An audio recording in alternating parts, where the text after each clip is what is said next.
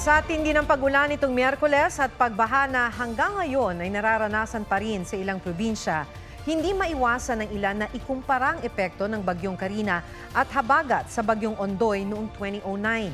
Ang paliwanag ng Pag-asa sa report ni Von Aquino.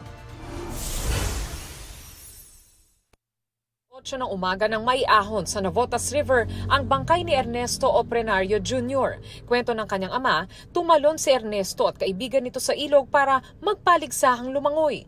Nalunod ang kanyang anak, nakaligtas ang kaibigan nito. Ang sabi lang niya, pa, punta ko labasan. Yun lang. Puro na kayo. Wala akong magawa. Sakit sa akin. Sa Kalumpit, Bulacan, hindi pa rin humuhupa ang baha. Epekto yan ng matinding pag-ulan na sinabayan ng high tide at pagpapakawala ng tubig ng Ipo at Bustos Dam. No choice ang ilan kundi magbangka. May ibang salon tractor naman sumakay.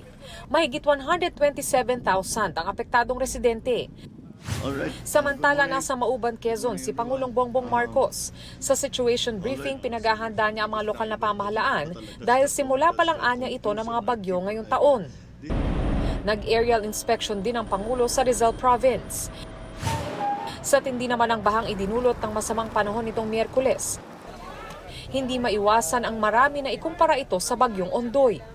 Paliwanag ng Pag-asa, sa loob ng 6 na oras mas marami pa ring ulang dala ang Ondoy na umabot sa mahigit 300 mm kumpara sa 207 mm ng pinagsamang Bagyong Karina at Habagat.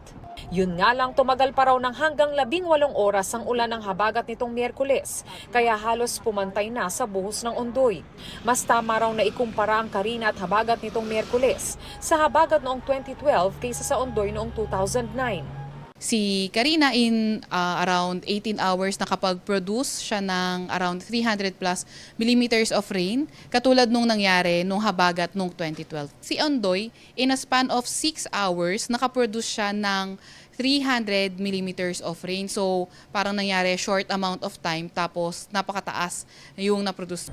Von Aquino, nagbabalita para sa GMA Integrated News. Huwag magpahuli sa mga balitang dapat ninyong malaman. Mag-subscribe sa GMA Integrated News sa YouTube.